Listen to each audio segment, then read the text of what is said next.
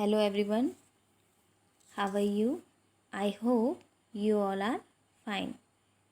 प्यारे बच्चों, आज की हिंदी की कक्षा में हम आपके लिए पाठ संज्ञा प्रस्तुत कर रहे हैं। प्रस्तुत पाठ बहुत ही सुंदर, बहुत ही रुचिकरपूर्ण व आनंदमयी है। आप पाठ को ध्यानपूर्वक सुनेंगे, समझेंगे व इसका अभ्यास करेंगे। तो चलिए पाठ प्रारंभ करते हैं। प्रस्तुत पाठ में हम संज्ञा के विषय में जानेंगे। संज्ञा किसे कहते हैं, संज्ञा के कितने भेद होते हैं और वो कौन कौन से होते हैं। तो चलिए हम पाठ प्रारंभ करते हैं। संज्ञा। प्यारे बच्चों, संज्ञा किसे कहते हैं? जैसे कि आपने अपनी पूर्व कक्षा में कक्षा 1 में भी संज्ञा के विषय में जाना होगा, पढ़ा होगा। तो चलिए एक बार फिर से संज्ञा को समझते हैं। किसी जाति, भाव, व्यक्ति, स्थान आदि के नाम को हम संज्ञा कहते हैं। क्या कहना चाह रहे हैं? ध्यान से देखिए। किसी जाति, भाव, व्यक्ति, स्थान आदि के नाम को संज्ञा कहते हैं। जैसे पशु जाति का है, सुंदरता भाव, मोहन व्यक्ति, दिल्ली स्थान। ये सभी क्या है?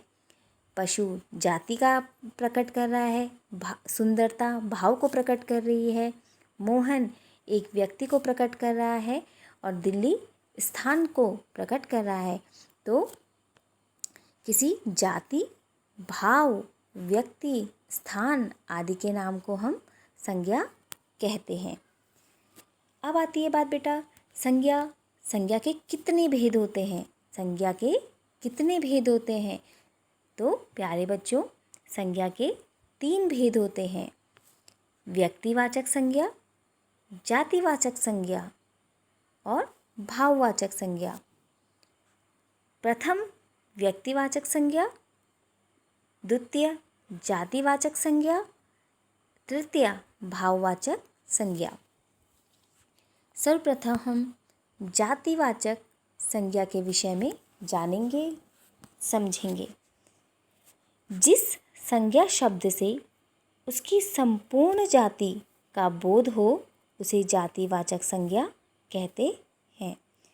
जिस संज्ञा शब्द से उसकी संपूर्ण जाति का बोध हो उसे जातिवाचक संज्ञा कहते हैं।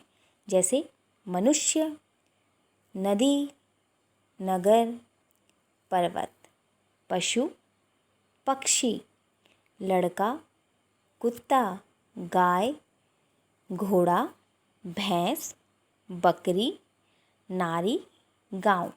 इनसे प्रत्येक इनकी संपूर्ण जाति का बोध होता है, तो इसे हम जातिवाचक संज्ञा कहते हैं। अब हम व्यक्तिवाचक संज्ञा के विषय में जानेंगे, समझेंगे। व्यक्तिवाचक संज्ञा, जिस संज्ञा से केवल एक व्यक्ति, वस्तु या स्थान के लिए जिस नाम का प्रयोग होता है उसे हम व्यक्तिवाचक संज्ञा कहते हैं। व्यक्तिवाचक संज्ञा के अंतर्गत केवल एक व्यक्ति, वस्तु या स्थान के लिए जिस नाम का प्रयोग होता है उसे हम व्यक्तिवाचक संज्ञा कहते हैं। जैसे कि आप चित्र में देख सकते हैं, स्थान के लिए जैसे हमने ताजमहल बोला हुआ है, ताजमहल का एक उदाहरण प्रस्तुत किया हुआ है। व्यक्ति में हम महारानी लक्ष्मीबाई को ले सकते हैं, गांधी जी को ले सकते हैं, ऐसे ही जवाहरलाल नेहरू जी को ले सकते हैं।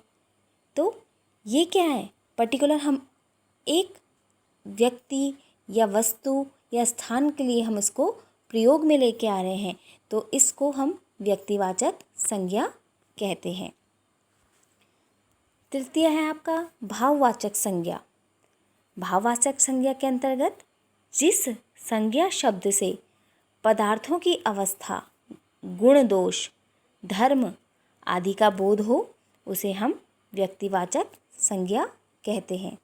जैसे बुढ़ापा हो गया, मिठास हो गया, बचपन, मोटापा, चढ़ाई, थकावट आदि।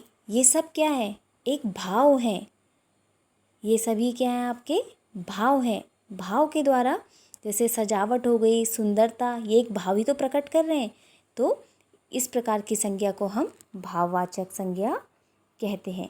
तो जिस संज्ञा शब्द से पदार्थों की अवस्था, उनके गुण दोष, उनमें क्या गुण है, क्या दोष है, उनकी धर्म आदि का बोध हो, उसे हम भाववाचक संज्ञा कहते हैं। एक बार फिर से देखते हैं बच्चों, संज्ञा। पाठ का शीर्षक था आज हमारा संज्ञा। संज्ञा किसी जाति, भाव, व्यक्ति, स्थान आदि के नाम को हम संज्ञा कहते हैं। जैसे पशु, पशु हमारी जाति को प्रकट कर रही है। सुंदरता भाव को प्रकट कर रही है। मोहन व्यक्ति को प्रकट कर रहा है। दिल्ली स्थान को प्रकट कर रही है।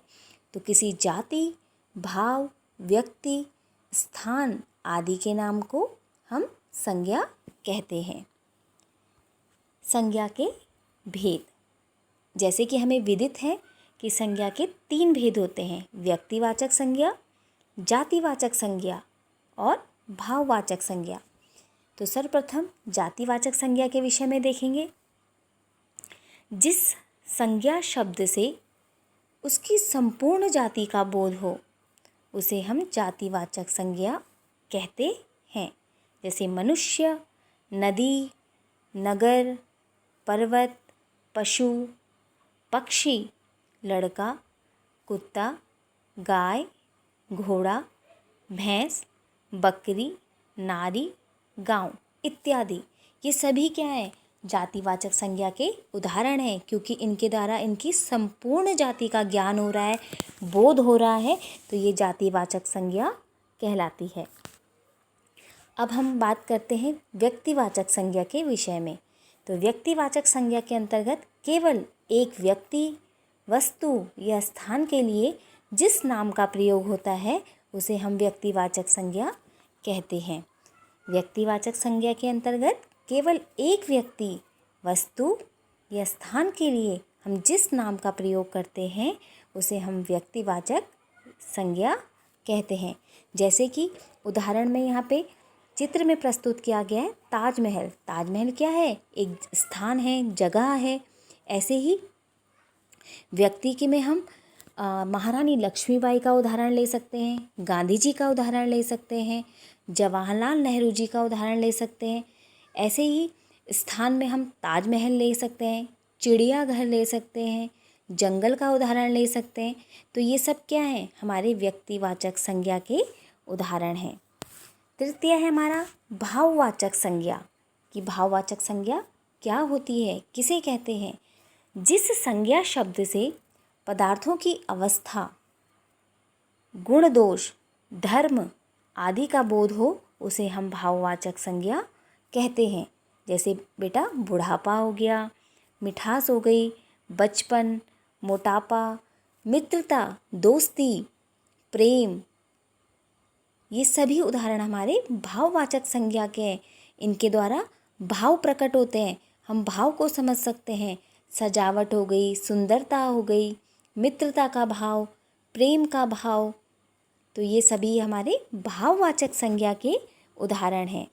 तो प्यारे बच्चों, आप सभी को ये वीडियो समझ में आई होगी, बहुत अच्छी भी लगी होगी।